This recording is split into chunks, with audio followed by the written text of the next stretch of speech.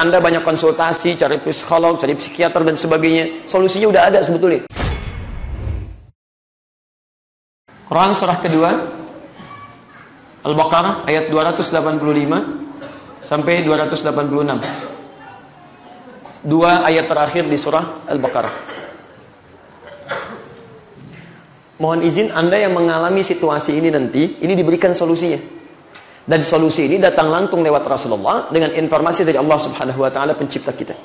Di kadang-kadang Anda banyak konsultasi, cari psikolog, cari psikiater dan sebagainya. Solusinya udah ada sebetulnya. Lihat kalimatnya. Lihat kalimatnya. Amanar rasulu bima unzila ilaihi min rabbih wal. Perhatikan, kalimat pertama dibuka dengan keyakinan kepada Allah. Keimanan kita kepada Allah Subhanahu wa taala. Termasuk ini pun yang dilakukan oleh para nabi dan para rasul sebelumnya. Apa kata kuncinya? Pengantar di ayat 285 ini untuk mengantarkan pada ayat 286-nya. Lihat kalimatnya. La yukallifullahu nafsan illa laha ma kasabat wa 'alaiha mak.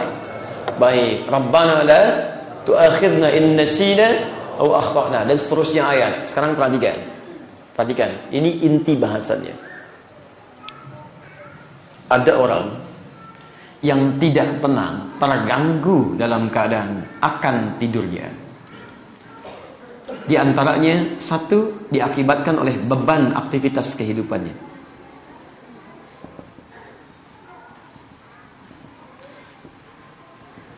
Antum pernah sulit tidur karena masalah pekerjaan? Pernah sulit tidur karena masalah rumah tangga? Pernah sulit tidur karena hubungan antum dengan orang lain dan sebagainya? Satu. Dua, ada orang yang juga sulit tidur, bukan karena beban aktivitas hidup yang standar. Maaf, karena dosa yang pernah ia lakukan. Maksiat.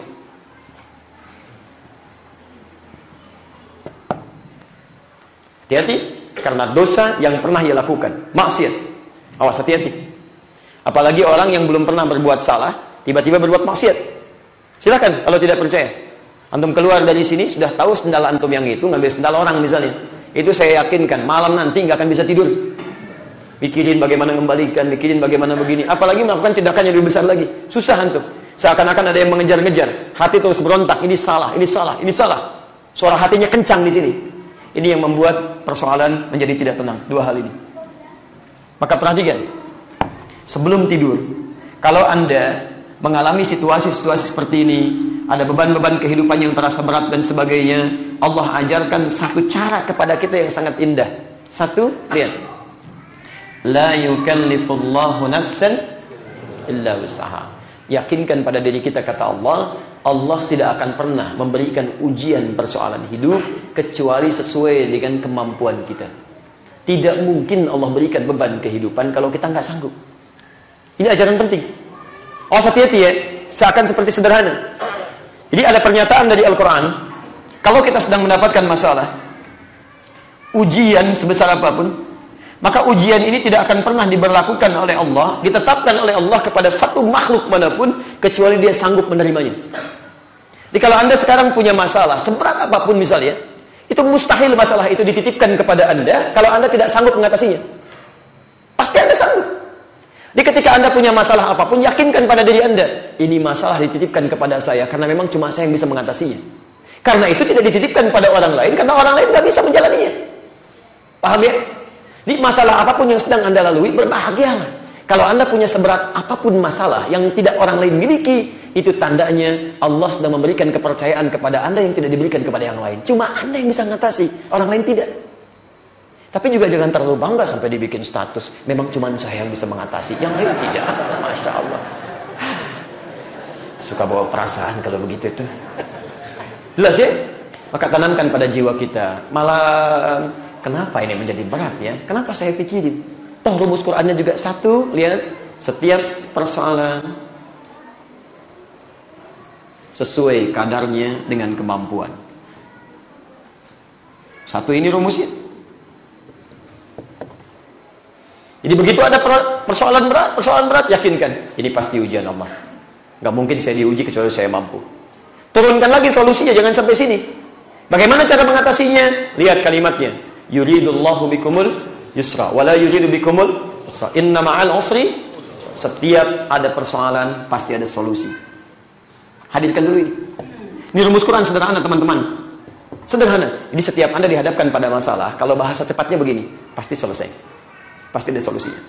Yakinkan dulu pada diri kita. Kalau kalimat ini tidak ada pada diri kita, nanti jadi beban. Ya, hadirkan aja dulu. Ya, ada persoalan saat ini, insya Allah selesai. Insya Allah selesai. Jadi ketika Anda sudah menghadirkan kalimat-kalimat itu pada jiwa, ada motivasi kuat, ada kekuatan, sehingga lebih mudah masalah diatasi. Dibandingkan dipikirin. Yang lebih aneh memikirkan sesuatu yang belum terjadi. Aneh itu. Aduh, besok gimana ya kalau dia marah? Ah, marah aja belum? Udah dipikirin kan? Itu yang bikin repot. Ini poinnya.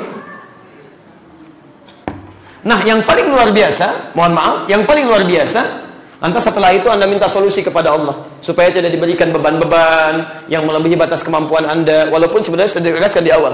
Rabbana la tu'akhidna in nasina, Rabbana wa la tahmil 'alaina isran kama hamaltahu 'alal ladzina, Rabbana wa la tuhammilna ma la. Itu kalimat-kalimat itu kalimat tawakal. Ya Allah, mohon ya Allah, jikalau beban ini tidak sanggup saya pikul, ya Allah, mohon ringankan. Kalau bahasa kita, ya Allah mohon tenangkan, ya Allah mohon berikan solusi terbaik. Ringan, sehingga ketika tawakal masuk, hati sudah optimis, tidur pun akan lebih nyaman. Paham?